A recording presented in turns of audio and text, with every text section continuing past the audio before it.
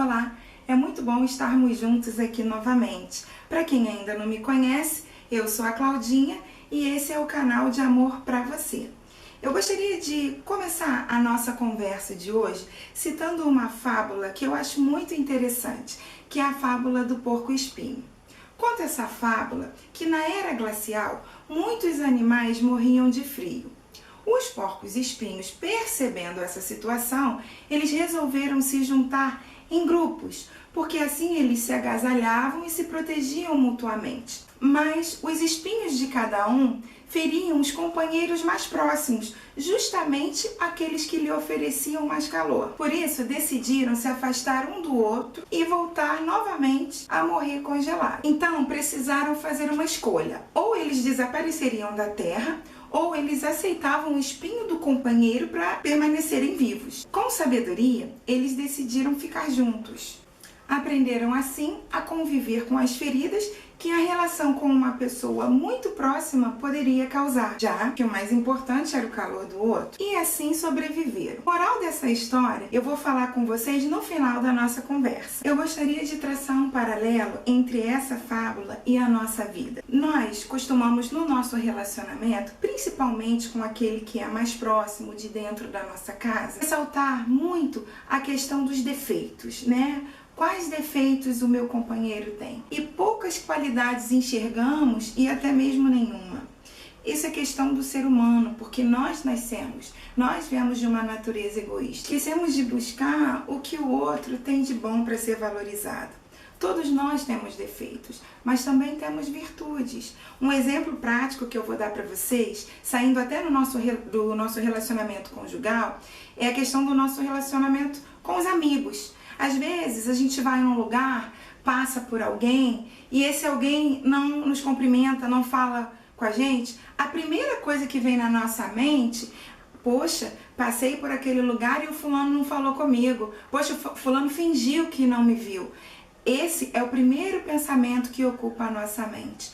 Mas aí eu te pergunto, será que realmente o fulano não me viu? Será que realmente o meu amigo não quis falar comigo? Por que será que esse pensamento é o primeiro que chega à nossa cabeça?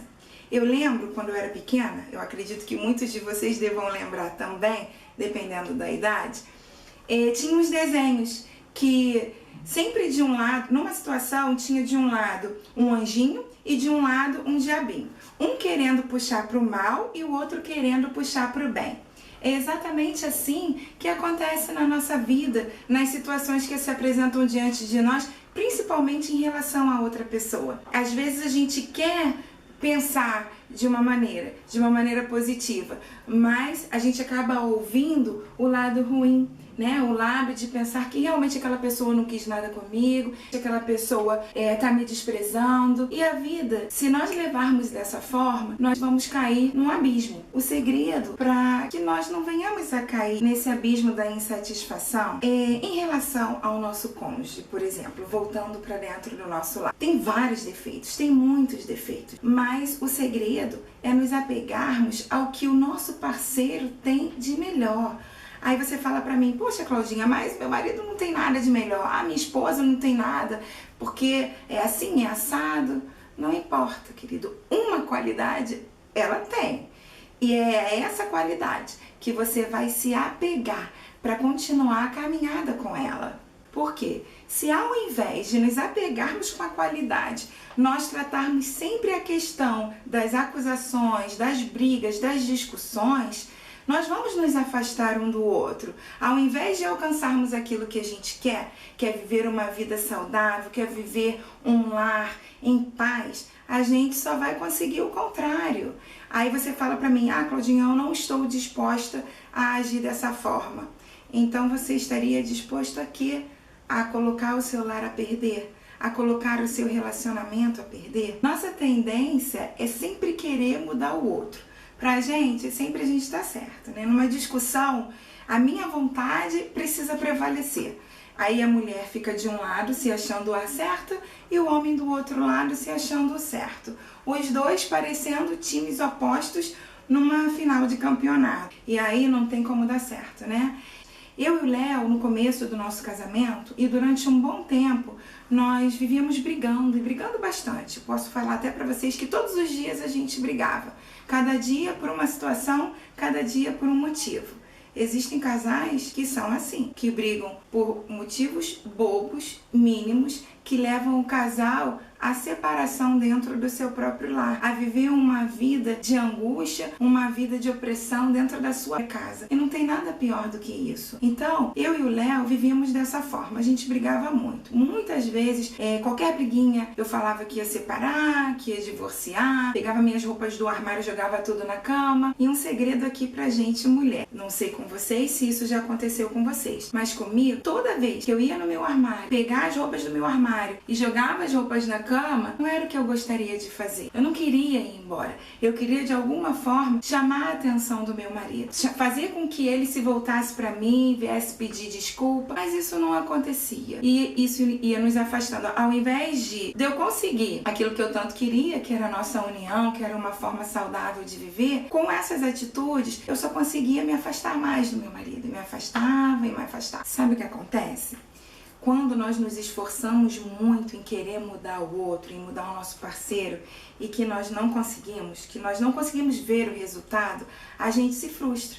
Quando a gente não tem êxito naquilo que a gente quer, a gente se frustra. E aí que acontecem as brigas, que vem o desânimo e muitas vezes o desejo de desistir. Mas, meu amado e minha amada, eu tenho um recado para te dar. Se você não sabe, ninguém consegue mudar ninguém. A única pessoa que pode fazer isso é a pessoa que nos criou, que foi Cristo Jesus. Ele sim consegue entrar dentro do homem e transformar aquilo que nós temos dentro de nós. O que nós devemos é parar de querer atuar na vida do nosso cônjuge como se fosse Deus na vida dele, como se fosse o Espírito Santo, né, que é o agente transformador.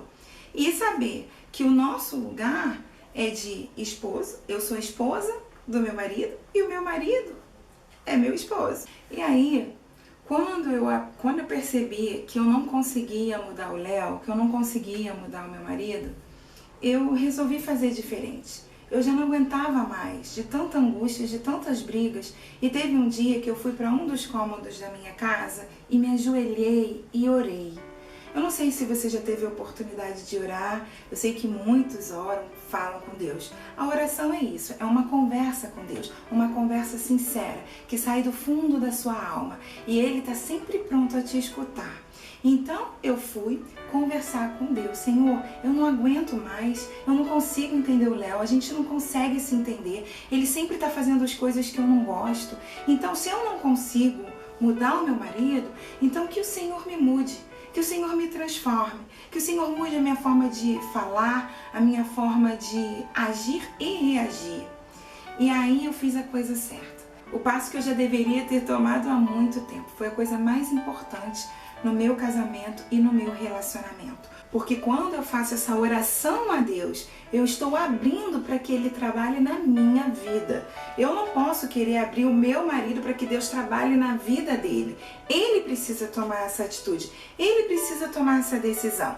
O que eu posso fazer, claro, e não devo deixar de fazer jamais, é orar pelo meu marido, orar pelas questões, para que ele cresça, para que ele seja temente a Deus, para que ele haja de uma forma coerente dentro do nosso lar, para que ele seja um marido que cuide de mim, um marido que me trate com carinho, um marido que tenha paciência.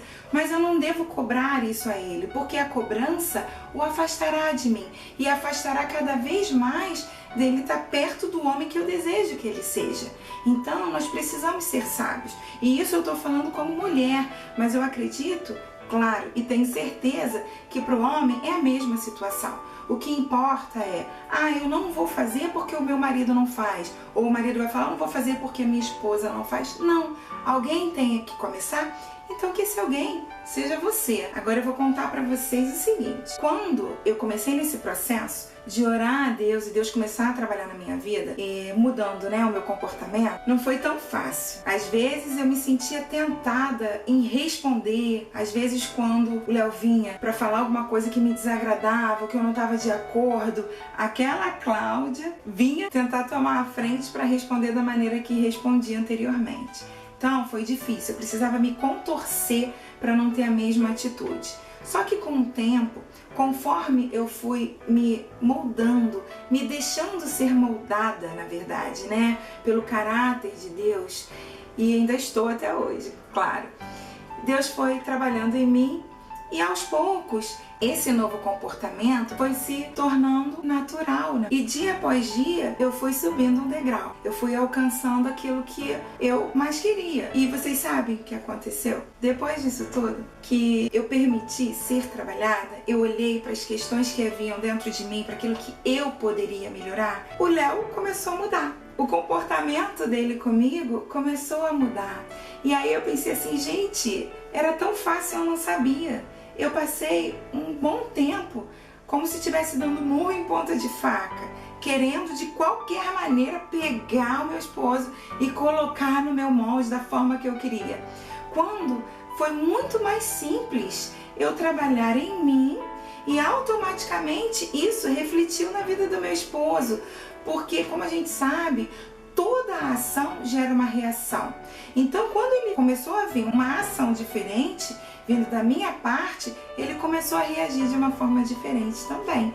E assim a gente tem caminhado, e assim a gente tem vencido. E as brigas que eram constantes começaram a se espaçar. O que era todo dia, depois passou a ser toda semana, depois ser uma vez por mês, e agora, graças a Deus, a gente não aceita a questão da briga, né? E um ponto muito importante para colocar para vocês, que é um pensamento meu, que Deus não fez ninguém para brigar. A palavra de Deus diz que onde há confusão, não há a presença de Deus. Então, às vezes, a gente aceita muito fácil. Ah, brigar é normal, brigar é normal. Tá, as brigas podem até acontecer, mas daí a gente aceitar que a briga é normal, eu estou abrindo para que eu esteja sempre brigando. No momento que eu não aceito, eu vou lutar para que as brigas estejam cada vez mais longe do meu lar, né? E isso é possível, não é utopia. Se eu digo para você que é possível, é porque realmente é e tem sido fato na minha vida. Temos dificuldades? Temos lutas? Claro que temos. Às vezes desacordos? Claro que temos. Mas a questão é, essas coisas não vão deixar de existir. O que precisa mudar é a forma de nós encararmos cada situação que se apresenta diante de nós. E quando nós aprendemos a trabalhar de uma forma diferente, a deixar Deus ser o centro do nosso lar, né, a vencermos a nós mesmos, aí sim nós alcançaremos o que a gente tanto almeja, que é um casamento saudável, que é chegar na nossa casa com prazer, que é estar na rua, no trabalho, ou fazendo seja lá o que for, mas doido para chegar em casa, para ver o nosso cônjuge, para ver nossos filhos. Isso que é importante. Guarda isso no seu coração. Não despreza não. É possível sim ter um lar feliz, ter um casamento abençoado, ter um casamento saudável, um relacionamento familiar que agrada a Deus. A palavra de Deus em Mateus 3:24 nos diz que se um reino, uma casa, estiver dividida contra si mesmo, não subsistirá. Não permita, então, queridos, que a sua casa esteja dividida. Seja você com seu cônjuge uma só carne, porque o nosso lar é a base de toda a nossa vida. Se você estiver bem no seu lar, se você estiver alicerçado, se você estiver unido com seu cônjuge, isso vai refletir na vida dos seus filhos e vai refletir em todas as áreas da sua vida, tá bom? Lembra da história que falamos no começo do porco-espinho? A moral da história é a seguinte: o melhor relacionamento não é aquele que une pessoas perfeitas, mas aquele onde cada um aprende a conviver com os defeitos do outro e a valorizar as suas qualidades. Então, vamos nos empenhar para valorizarmos as qualidades do nosso cônjuge, a valorizar as qualidades das pessoas com quem nós nos relacionamos no dia a dia. Faça isso. Foi muito bom estar aqui com vocês. Um grande beijo e até o próximo vídeo, se assim Deus permitir.